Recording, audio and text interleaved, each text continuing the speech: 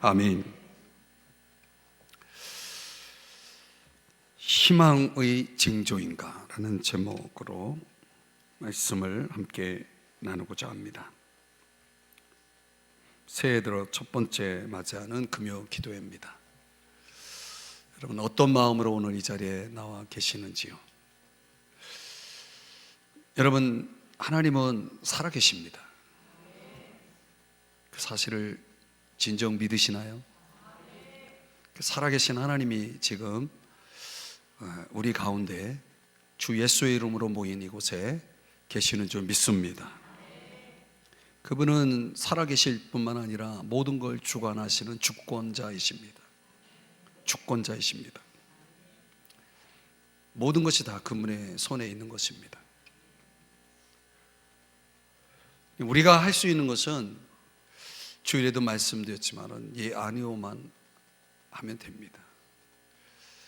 우리가 그분의 말씀 앞에 예스 하면은 그분은 거기에 우리의 그 반응에 대해서 또 다시 그분도 행동하십니다. 우리가 아멘이 아닐 때 그분의 손길은 멈춥니다. 은혜의 원리를 여러분이 깊이 깨달아야 되는 거죠. 저는 지금까지 이제 제가 목회를 떠나서, 제가 목회자라는 신분을 떠나서 지금까지 제가 은혜 체험을 한 그 모든 순간들을 한번 떠올려 봤는데, 결정적으로 제가 은혜를 받았을 때는 정말 주님만 생각이 나고 주님만 보이더라고요.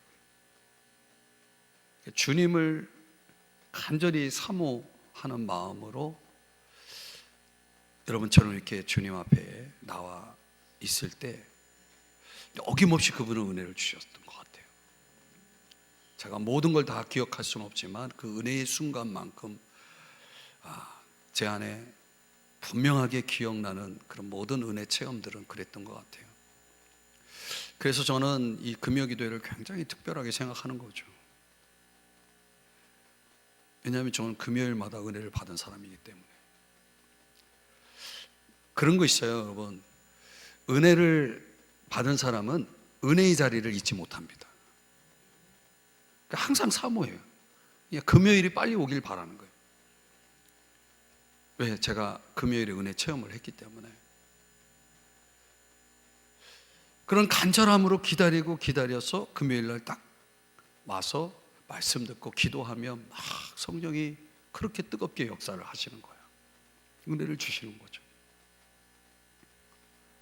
기도를 그렇게 해도 시간 가는 줄 모르고 주님의 그 임재와 그 축복 하심 속에 그저 감격의 눈물을 한없이 흘리면서 시간을 보내는 그 시간들이 차곡차곡 쌓여서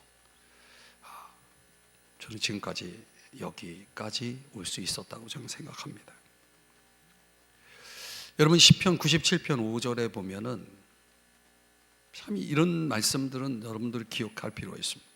산들은 주님 앞에서, 온 땅이 주님 앞에서 초처럼 녹아버린다. 우리 앞에 있는 산들이 그분 앞에서는 그냥 녹아버리는 거예요. 없어지는 거죠. 근데 여러분들 이걸 문자적으로 믿습니까?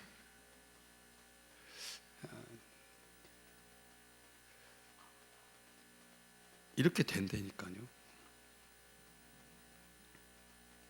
우리가 항상 우리의 사고 속에 하나님을 가둬두고 우리가 믿을 수 있을 만큼만 믿어버리니까 항상 우리가 그 은혜의 세계를 더 깊이 들어가지 못한다고 봅니다.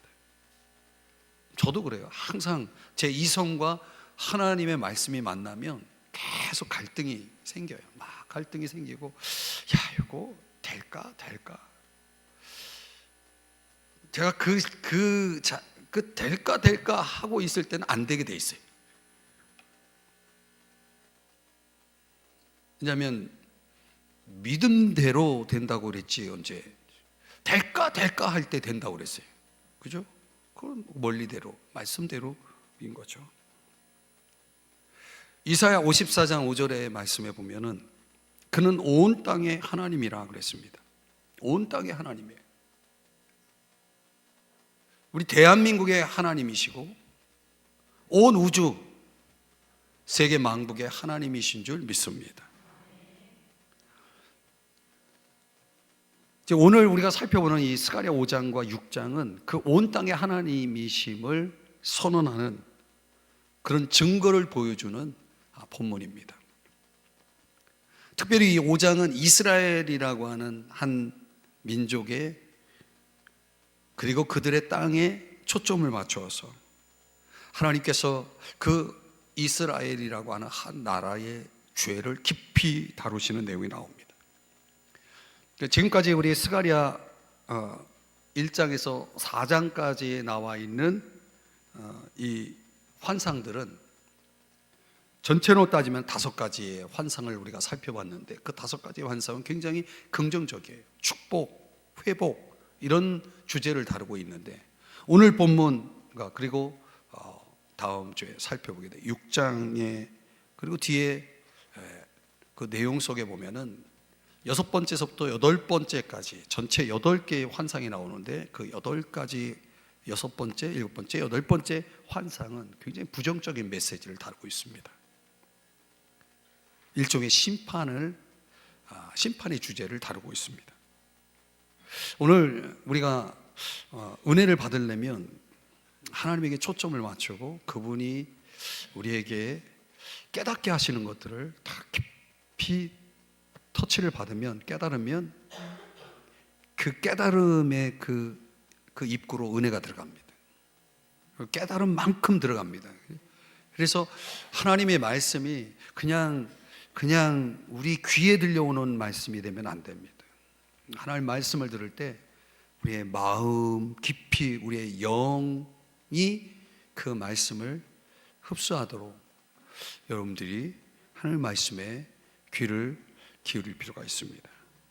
주님이 오늘 우리 모두에게 주시는 경고의 메시지 첫 번째는 불법에 대해서입니다.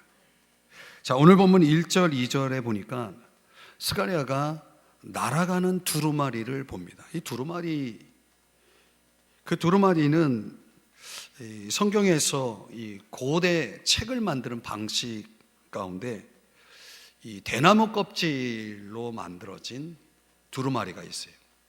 그 대나무 껍질로 제작된 그게 이제 벗겨서 종이를 만들어 가지고 거기다가 이렇게 숯 같은 걸로 글씨를 써서 만들어진 그런 걸 이제 코덱스라고 하는 이름을 이제 코덱스라고 부릅니다. 또 하나의 방식은 양가죽을 종이 삼아서 이제 제작된 두루마리가 있는 거죠. 오늘 본문에 말씀하고 있는 이 두루마리는 후자 양가죽으로 만들어진 두루마리를 얘기합니다. 둘둘 말 수 있는 거 있죠. 근데 그 크기가 얼마나 큰지 가로 4.5m. 오늘 본문 2절에서는 20규빗이라고 그랬는데 우리의 개념으로 길이로 미터 단위 길이로 보면은 4.5m. 그리고 가로가 4.5m, 20규빗은 길이 그 길이라고 했죠. 그 세로가 되는 거예요. 세로가 9m, 그리고 가로가 4.5m. 자, 이렇게 지금 너비는 가로에 해당되고 길이는 세로에 해당됩니다. 그래서 4.5, 9m, 4.5m, 9m 이렇게 되는 거죠. 그럼 한번 생각해 보세요. 여기서부터 저기까지 그 정도. 그리고 높이도 이 천장 높이, 천정이 한 5m 정도 되거든요. 그러니까 딱 여러분이 이 사이즈로 된 두루마리를 봤다고 생각해 보세요. 얼마나 잘 보이겠어요. 근데 이 크기가 열왕기상 6장 3절에 보면은 성전 앞에 현관폭과 동일한 길입니다. 뭔가 하나님께서 그 두루마리의 크기, 사이즈를 통해서 이제 그 두루마리를 통해서 말씀하시려고 하는 의도가 성전과 관련된 메시지일 것이다 라는 것을 짐작할 수 있는 거죠. 근데 그 내용이 매우 부정적이었다는 거예요. 3절 4절 이는 온 땅 위에 내리는 저주라. 도둑질하는 자는 그 이쪽 글대로, 끊어지고 맹세하는 자는 저쪽 글대로 끊어지리라. 그냥 도둑질하는 자도 끊어지고 맹세하는 자도 끊어질 것이다라고 말씀을 합니다. 이 도둑질하는 자는, 한번 4절을 한번 보여주시면 다시 여기에도 반복되어서 말씀하는 거죠. 도둑의 집에도 들어가며 내 이름을 가리켜 망령되이 맹세하는 집에도 들어가서, 여기서는 이제 끊어진다는 표현보다는 산다라는 표현이 나옵니다. 사르리라. 여기서 말하는 도둑질은 출애굽기 20장 15절에 나오는 10계명 가운데 세 번째에 해당된다라고 볼 수 있나요? 여덟 번째에 해당된다. 그리고 망령되이 맹세한다. 요거는 출애굽기 20장 7절의 말씀에 나오는 10계명의 세 번째에 해당되는 것이라고 볼 수 있습니다. 이 두루마리에 이 두 가지를 어긴 모든 이들에게 이제 3절에 보니까 저주가 내릴 것이다라고 말씀을 하고 있는 겁니다. 근데 그것은 신명기 27장 26절 말씀에 의하면, 한번 볼까요? 이 율법의 말씀을 실행하지 아니하는 자는 저주를 받을 것이라, 이렇게 말씀을 하는 겁니다. 여러분, 우리가 하나님 말씀, 율법이라고 할 때는 우리가 넓은 의미에서는 하나님 말씀 전체를 가리키죠. 이런 것들을 우리가 완전히 100% 순종할 수가 없습니다. 그렇죠? 갈라디아서 신약 성경을 한번 인용하면 갈라디아서 3장 10절 11절의 말씀을 한번 자막의 내용만 읽어볼까요? 시작. 율법책에 기록된 대로 모든 일을 항상 행하지 아니하는 자는 저주 아래에 있는 자라. 11절 다 같이. 또 하나님 앞에서 아무도 율법으로 말미암아 의롭게 되지 못할 것이 분명하니 이는 의인은 믿음으로 살리라 하였습니다. 그러니까 이 성경의 말씀대로 모든 일을 항상, 그러니까 모든 율법을 항상 행할 수 있는 사람은 없잖아요. 그런데 그들은 다 저주 안에 있는 자다 그랬어요. 그러니까 신명기 조금 전에 말씀과 연결해 보면, 신명기 27장 26절의 말씀과 연결해 보면 갈라디아서 3장 10절의 말씀은 다 저주 아래에 있는 거예요, 우리가. 그렇죠? 그 11절에 갈라디아서 3장 11절에서 하나님 앞에서 아무도 율법으로 말미암아 의롭게 되지 못할 것, 이게 너무 분명한 거죠. 그래서 우리에게는 뭐가 필요한 거예요? 그래서 믿음이 필요한 거죠. 그래서 믿음으로 말미암아 살아야 된다라고 말씀을 하는 거죠. 그럼 왜 하나님은 그 지키지 못할 율법을 주셨느냐? 로마서 3장 20절, 율법으로는 뭘 하라고요? 죄를 깨달으라고. 죄를 깨달으라고.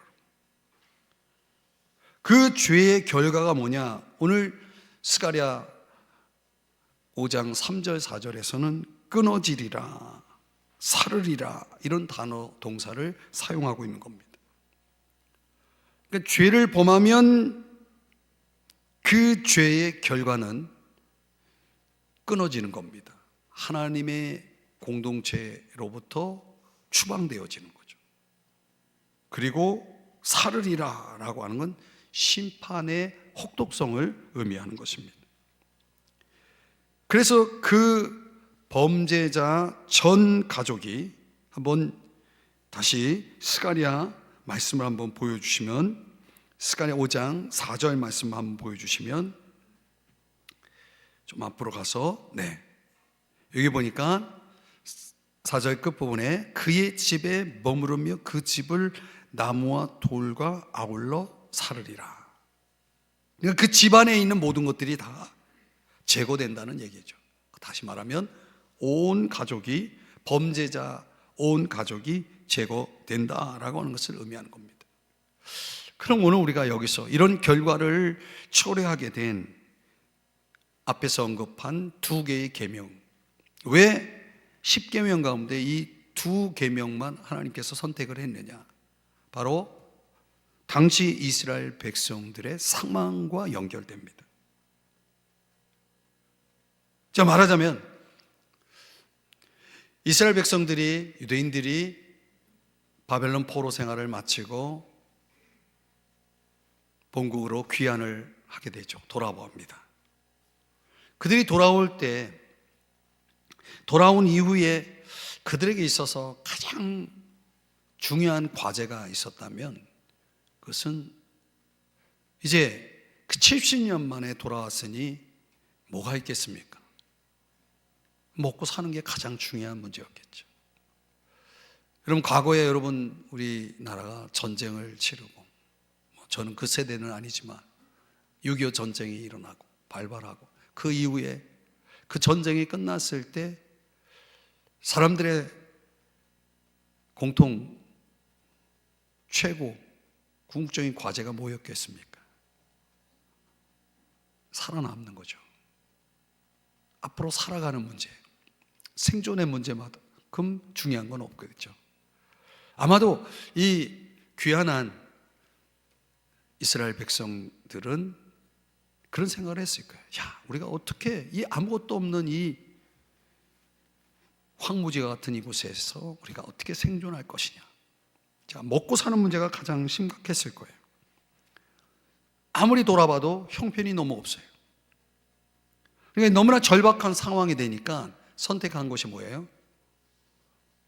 도둑질이었던 거죠. 그들이 어떻든 생존을 위해서 할 수 있는 일이 뭡니까? 남의 것을 훔치는 거였죠. 자, 우리는 이런 그들의 어떤 절박한 상황이 가져온 그들의 어떤 처지와 동시에 그들이 돌아오면서 그 마음속 깊이 간직하고 있었던 소원이 하나 있었죠. 그건 뭐예요? 성전 재건이었다는 거예요. 성전 재건. 주님을 향해서 그들이 충성을 다하기를, 그들의 사랑을 주님 앞에 고백을 합니다. 그리고 이제 그 충성, 그 사랑의 고백과 함께 그들이 시작한 일이 뭐예요? 성전 재건이었어요. 성전 재건을 이제 하려고 하다 보니까 막상 성전 재건 건축 앞에 그들이 현실적으로 다가온 문제는 뭘로 지을 거냐라는 거죠. 뭘로 지을 거냐? 가진 게 없는 거예요. 그래서 슬그머니 하나님 앞에 그들이 고백했던 헌신, 사랑의 고백의 헌신의 자리에서 뒤로 빼기 시작했던 거예요. 그러니까 마음과 현실이 너무 맞질 않는 거예요. 우리도 그렇지 않습니까? 그래서 마음은 원이지만 현실이 따라오질 않는 거예요. 큰 뒤로 물러서는 거죠. 입으로는 주님께 충성한다, 주님을 사랑한다 다짐했지만 헌신이 없는 거예요. 실제로는 헌신이 없어요. 고백은 있는데 실천이 없는 거예요. 해서 그들의 고백은 뭐가 된 겁니까? 헛된 맹세가 된 거죠. 도둑질이라고 하는 차원은 인간관계 속에서 범하는 대표적인 범죄라고 한다면, 헛된 맹세는 결국 하나님과의 관계 속에서 범하는 죄악이라고 할 수 있겠습니다. 그런데 이 둘을 연결해 보면 이 도둑질이라는 것, 그리고 헛된 맹세, 이 거짓말이라는 것은 누구의 속성과 아주 밀접해 있냐면 마귀의 속성과 일치한 거죠. 요한복음 10장 10절에서는 마귀를 도둑으로 말씀을 합니다. 그리고 요한복음 8장 44절의 말씀에 보면 마귀가 뭐다? 어떤 자로 소개해야 됩니까? 살인한 자요, 거짓말쟁이라. 그러니까 그런 하나님은 마귀의 속성을 따르는 도둑질이나 거짓 맹세에 대해서 정죄, 심판을 선언하게 되는 거죠. 너희들 이 죄가 너희들을 망하게 할 것이라고, 심판을 받아 이제 끊어질 수밖에 없게 된다라고 말씀을 하신 겁니다. 그런데요, 이 말씀을 적용하는 차원에서 들여다볼 때 오늘날 이렇게 하나님의 법을 위반하는, 하나님의 법을 어기는 세상, 불법이 넘쳐나는 이 세상 사람들이 정작 걱정하는 건 뭐냐면 붙잡히지만 말자입니다. 붙잡히지만 말자. 그들이 걱정하는 건 바로 그거죠. 들통만 안 나면 됐다라는 생각을 갖는 겁니다. 그들이 교실에서 배운 윤리는 삶 속에서는 전혀 연결이 되지 않는 경우가 된 거예요.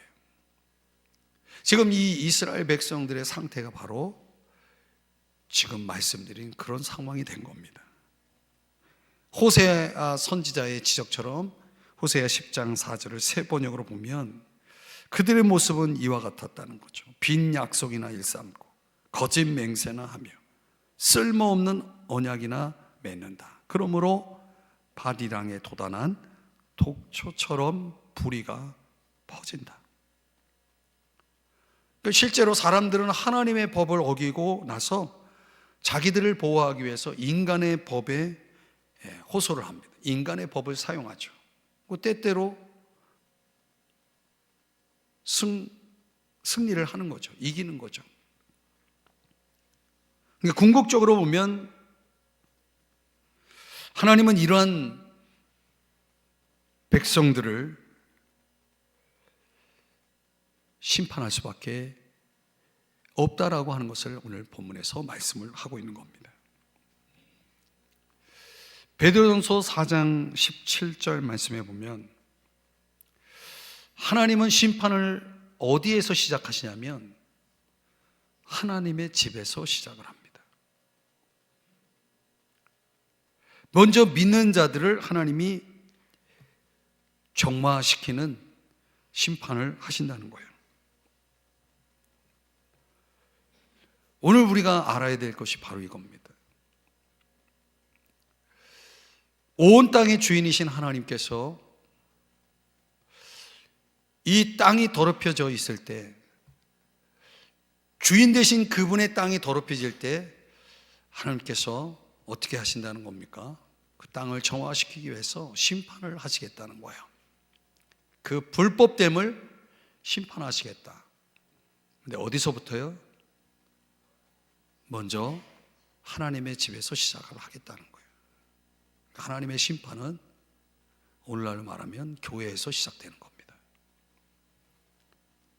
우리가 하나님의 뜻을 따라서 새해를 맞이하고 이 새해를 살아감에 있어서 새로운 역사, 새로운 삶을 우리가 정작 원한다면 우리에게 먼저 선행되어야 될 게 뭡니까? 하나님의 말씀을 실천하는 것이 먼저 우선되어야 한다는 거예요. 그런 거 없이 우리에게 새로운 역사, 새로운 삶 기대할 수 없다는 거죠.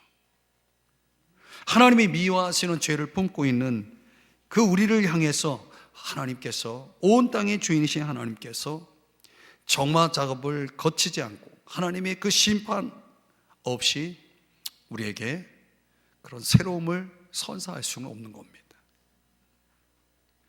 오늘 스가랴 선지자를 통해서 보여주는 이 환상, 날아가는 두루마리가 모든 자들이 얼마든지 볼 수 있도록 하나님께서, 온 땅의 주인이신 하나님께서 이 땅 가운데 하나님의 것을 도둑질하고 하나님 앞에 헛되이 맹세하는 이들을 심판하시겠다라고 말씀을 하십니다.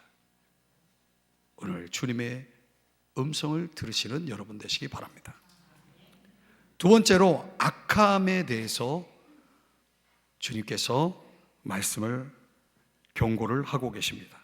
5절 이하 7절의 말씀에 보면 스가랴 선지자가 환상 가운데 7번째 환상 가운데 본 게 뭐냐면 에바를 봅니다. 이 에바는 말하자면 곡식을 담거나 곡식의 양을 측량하는 그릇입니다. 그런데 특이한 것은 그 그릇 속에 에바 가운데 한 여인이 앉아 있는 거예요. 그건 그 그릇이 얼마나 크다는 거예요, 그죠? 어떻든 한 여인이 앉아 있는데 그 앉아 있는 그 여인, 즉 에바 그릇에 여기 7절 끝부분에 보니까 둥근 납 한 조각이 들리더라. 여기 바로 이 납 조각은 뚜껑을 얘기합니다. 한번 상상해 보세요. 곡식 측량 그릇이 있는데 그 속에 여인이 들어가 있는데 뚜껑이 둘려 있는 거예요. 들리더라 그랬으니까 뚜껑이 덮여 있는 거죠. 이게 뭘 얘기하는 겁니까? 그 안에 있는 이 여인이, 에바 속에 들어가 있는 이 여인이 꼼짝할 수 없는 상태를 보여준 겁니다. 뭔가 뚜껑이 딱 닫혀 있으니까요. 이건 뭘 얘기하는 거냐면 여기서 말하는 이 여인, 이 에바 속의 한 여인은 바로 이스라엘 백성들의 악함을 상징하는 거죠. 그 악함이 꽉 차 있는 상태, 더 이상 한계에 도달한, 수를 쓸 수가 없는 상태에 도달해 있는 이 모습을 보여준 겁니다. 그런데 왜 에바냐라는 거죠. 하나님이 왜 이 환상을 보여주실 때 에바를 사용했느냐. 에바는 말 그대로 곡식 측량 그릇이라고 그랬잖아요. 근데 이 에바가 이스라엘 백성들에겐 또 다른 도구로 사용됐다는 거예요. 바로 뭐냐면 우상을 보관하는 그릇이었다는 거예요. 우상을 보관하는 그릇. 그러니까 바로 이 여인은 바로 이 그 우상 숭배의 범죄의 상징이었던 거죠. 우상이라는 것은 결국 앞에서 설명드렸지만은 생존의 문제에 급급한 가운데서 그 백성들의 마음속을 차지하고 있었던 우상, 그게 뭐겠습니까? 탐심이라는 거죠. 탐심. 가장 강력한 우상신이죠. 그래서 골로새서 3장 5절에 말씀하기를 탐심은 우상 숭배니라, 이렇게 말씀을 하는 것입니다. 이 시대의 사람들을 지배하는 가장 강력한 우상이 뭐냐? 그게 바로 탐심이라는 것입니다. 우리가 우상을 정의할 때 하나님과 나 사이를 가로막는, 하나님과 나 사이의 관계를 장애 요인으로서 방해하는 모든 것, 일체의 모든 것들을 우리가 우상이라고 말하죠. 그러니까 하나님보다 더 사랑한, 하나님 이상으로 집착하는 그 무엇, 이런 것들이 바로 우상 아니겠습니까?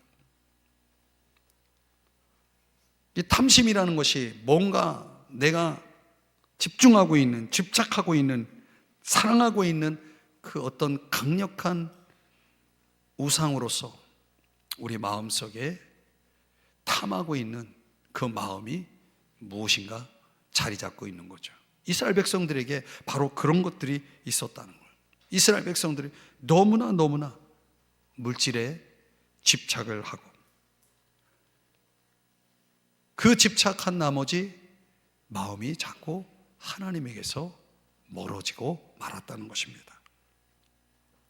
그러니까 하나님 앞에 올바로 살아보고자 하는 마음은 있었는데 현실이 그렇지 않으니까 자꾸 마음이 멀어지는 거예요.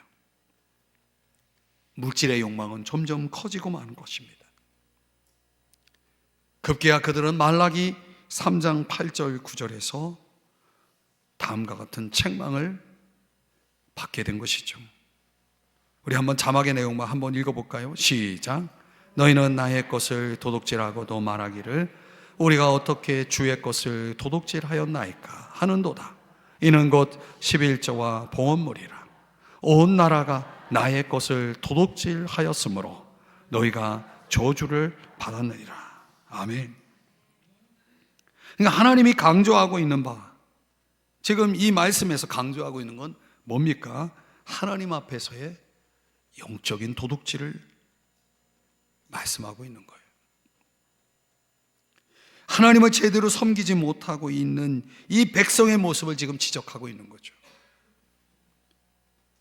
근데 이 환상에서 다른 두 여인이 또 등장합니다. 9절 이하 11절 말씀해 보니까 본즉 두 여인이 나오는데 그들이 그 에바를 천지 사이에 들었기로.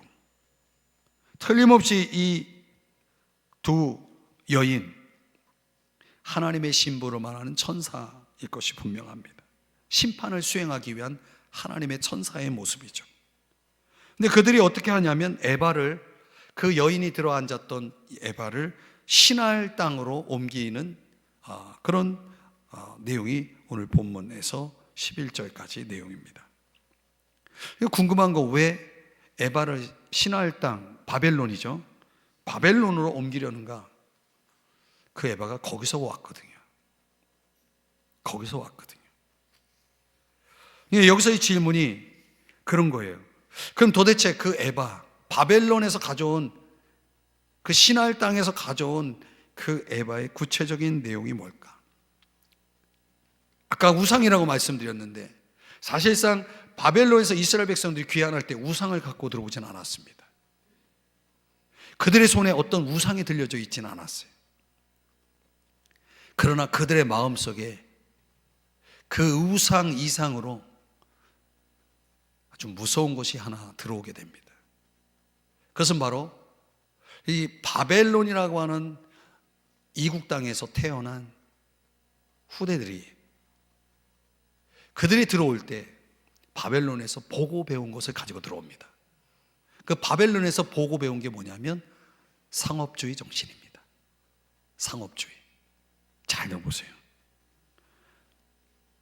이게 요한계시록 18장 2절 3절에 보면 하나님께서 마지막 때 바벨론 심판을 선언하실 때 그 바벨론에 가득 차 있던 그 바벨론의 특성을 땅의 상인들로 대표하는 것으로 설명을 합니다. 그러니까 바벨론은 하나님을 대적하는 세상을 상징하는 것인데 그 하나님을 대적하는 세상이 누구의 손에 있냐면 땅의 상인들 손에 있는 거예요. 그 세상이 이들에 의해서 움직여지는 거죠. 그 땅의 상인들, 그들은 창세기 10장으로 거슬러 올라가면 니므롯이 설립한 제국과 연결됩니다. 그 니므롯 제국이 한 일이 뭡니까? 여러분이 잘 아는 대로 바벨탑 건설을 하죠. 하나님을 무시하고 자기 이름을 내기 위해서 인간을 높이는 바벨탑을 건설하게 된 겁니다. 하나님이 그 바벨탑 건설을 심판하기 위해서 하신 일이 뭡니까? 그들의 언어를 흩으셔서 더 이상 바벨탑 건설을 하지 못하게 하셨죠. 그러나 그때 이후로 그 흩어진 인류가 바벨탑 건설을 멈췄는가? 그렇지 않은 거죠. 이 마지막 때까지, 주님이 재림하실 그날까지 바벨탑 건설은 계속되고 있다는 거죠. 그래서 마지막 심판은, 이 땅을 심판하실 때 마지막 심판은 어디를 겨냥하냐면 큰 바벨론을 겨냥하는 겁니다. 이 큰 바벨론은 결국 여기에 누가 있냐면 땅의 상인들이 있는 겁니다. 이 땅의 상인들은 상업적인 성공, 방대한 부에 중점을 두는 세력들을 가리킵니다. 그래서 그들이 뭐하고 있냐면 요한계시록 18장 3절의 말씀을 다시 보여주면 사치의 세력으로 치부하였도다. 여러분, 하나님은 결코 우리가 올바로 벌고 올바로 사용하는 것을 정죄하지 않습니다. 그러나 마지막 이 바벨론은 상업주의로서 하나님의 자녀들을 오염시키고 결국 진정한 가치, 삶의 우선순위를 혼돈시켜서 하나님이 기뻐하지 않는, 하나님이 기뻐할 수 없는 그런 부와 지위를 갈망하며 살아가도록 이 마지막 때에 큰 바벨론, 이 세상 가운데 살아가는 이들을 현혹할 것을 말씀하고 있는 거죠. 여러분, 정말 이 의미를 여러분이 좀 더 깊이 이해할 수 있다면 정말 두려운 일입니다. 오늘 이 세상에 어떻게 움직여 가고 있고 세상 사람들이 무엇에 지금 집중하고 있는지를 가만히 들여다보시면 여러분, 오늘 이 본문의 말씀이 의미하는 에바 속의 여인의 환상이 뭘 의미하는지를 잘 보여줍니다. 디모데전서 6장 9절 말씀에 보면은 부하려 하는 자들은 시험과 올무와 여러 가지 어리석고 해로운 욕심에 떨어지나니 곧 사람으로 파멸과 멸망에 빠지게 하는 것이라. 이렇게 말씀하고 있습니다. 오늘 우리는 사실 부를 추구한다라고 하는 개념보다는 그냥 먹고 사는 문제에 힘쓴다라고 볼 수도 있겠죠. 이 부라는 것은 어떤 특정 소수의 이야기일 수도 있습니다. 그러나 가만히 보면 우리 마음속에 차지하고 있는 우상보다 더 무서운 상업주의 정신이 지금 우리가 이 세상을 살아가는 데 있어서 중요한 가치와 우선순위를 혼돈에 빠지게 하고 있다는 것을 우리는 부인할 수가 없는 거죠. 우선순위가 뭐가 우선순위인지를 한번 보면 되는 거죠. 여기에 대한, 이 문제에 대한 가장 좋은 해독제를 마태복음 6장 33절에서 제시합니다. 한번 다 같이 읽어볼까요? 시작. 그런즉 너희는 먼저 그의 나라와 그의 의를 구하라. 그리하면 이 모든 것을 너희에게 더하시리라. 여러분, 우리가 성경 66권 안에서 그 수많은 구절 안에서 여러분이 이 한 구절만 깨달아도 여러분의 인생은 정말 180도 달라질 거예요. 우리 삶에 있어서 우리가 무엇을 먼저 구해야 될지, 무엇이 먼저 우선해야 될지가 분명하게 세워져 있지 않기 때문에 결국 우리 인생은 너무나 큰 혼돈 속에 빠져 있다는 거죠. 사실상 이 큰 바벨론의 정신에 우리가 완전히 빠져 있는 거죠. 그래서 오늘날 이 세상을 지배하고 있는 신이 있다면 하나님과 견줄 만한 신이죠. 그걸 우리가 물질이라고 하지 않습니까? 만약 여러분, 우리가 이 세상 살아가는 데 있어서 물질이 아예 없어진다면 살 수 있습니까? 살 수 있겠습니까? 반대로 생각해 보면 물질은 완전히 신이 되어 있습니다. 그래서 사람들에게 도움을 주기도 하고 문제를 해결하기도 하고,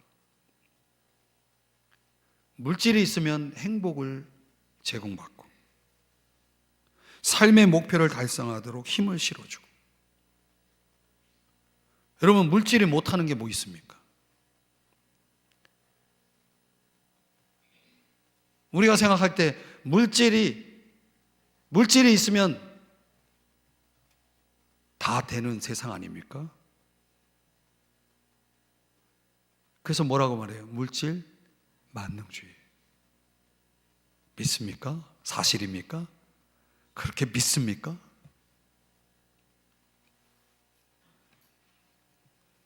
더 이상 물질은 무용의 대상이 아니죠.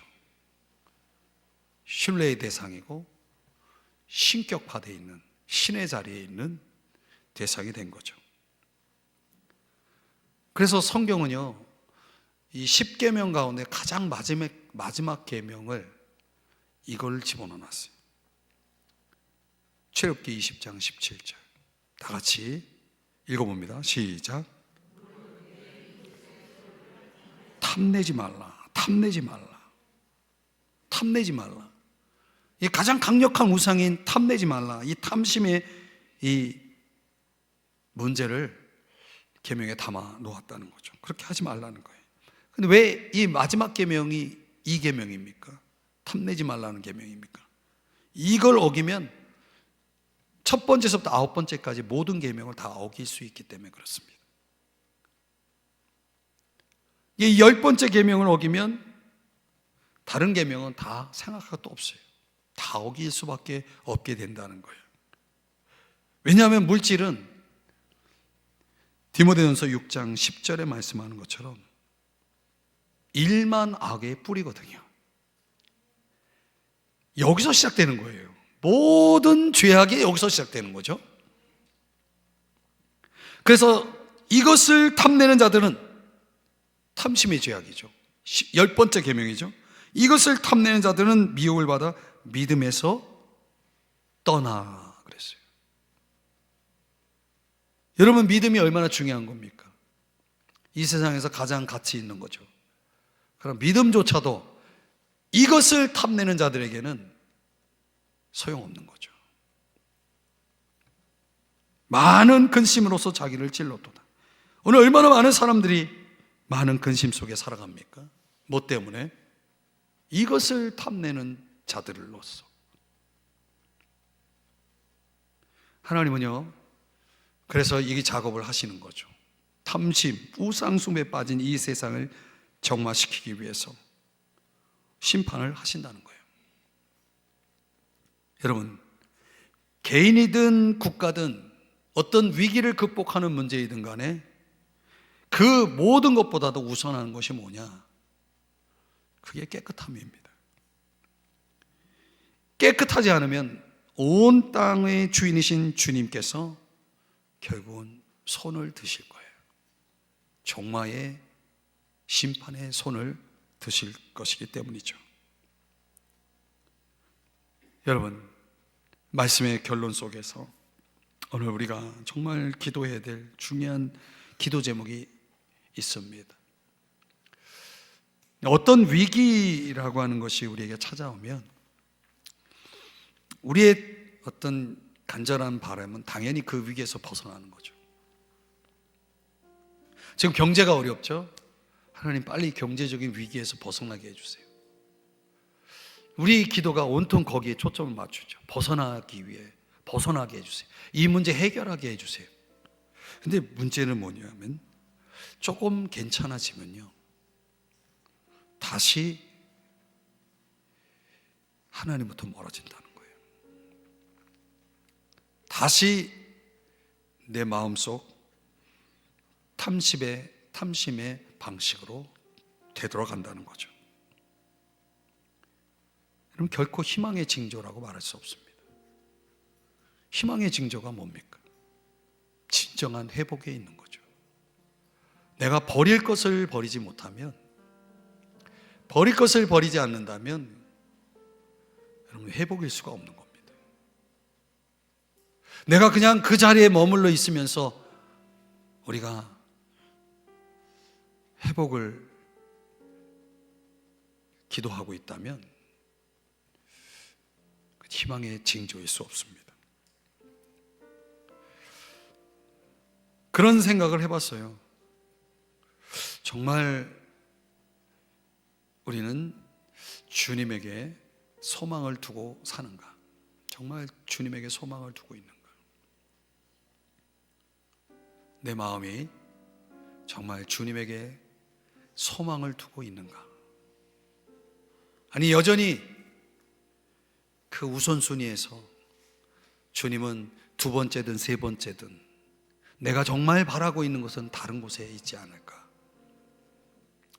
여러분, 오늘 그 잘못된 우선순위를 지금 다 내려놓고 회개해야 됩니다. 제가 오늘 말씀을 열면서 첫 번째 여러분들에게 말씀드린 거잖아요. 하나님이 우리에게 은혜의 문을 여실 때, 아낌없이 은혜의 문을 여실 때는 다른 게 보이지 않고 하나님만 보이는 그런 상태였다, 제가 말씀드렸잖아요. 아, 그래서 그렇구나. 그래서 그때 그 은혜가 나에게 임했던 거구나. 여러분, 오늘 이 시간에 우리가 기도를 할 텐데,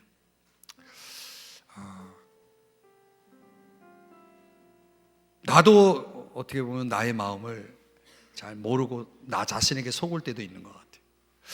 정말 주님을 정말 사랑하는 것 같고 내가 정말 주님을 뜨겁게 믿고 있는 것 같은데, 근데 어느 순간 보면 그게 아니라는 걸 알아요. 그 에바 속 그릇 속에 꼼짝 못하고 앉아있는 모습이 어쩌면 나의 모습일 수도 있겠다. 그 우상에 갇혀서 말이죠, 완전히 꼭꼭 묶여서 아무 수도 못 쓰는 그런 상태. 우리 주님께서 그 뚜껑을 여셔야 됩니다. 거기서 나를 자유케 해야 됩니다. 그러려면 여러분 내려놓으셔야 돼요. 내려놓으셔야 돼요. 사람을 속일 수는 있지만 하나님을 속일 수는 없습니다. 하나님 앞에 내 마음이 정말 하나님 앞에 와 있는지를 여러분이 이 시간에 깊이 하나님 앞에 깨달아야 됩니다. 그래서 하나님 앞에 전폭적으로 내가 돌아와 있고 그분 앞에 내 마음을 드리고, 정말 다른 그 무엇보다도 먼저 그의 나라와 그의 의를 구하는 그 중심이, 하나님이 최고의 우선순위에 자리를 잡는 그 중심이 설 때까지는 하나님이 여러분에게 부어주실 은혜가 유보됩니다. 그 은혜를 오늘 이 시간은 꼭 받을 수 있기를 바랍니다.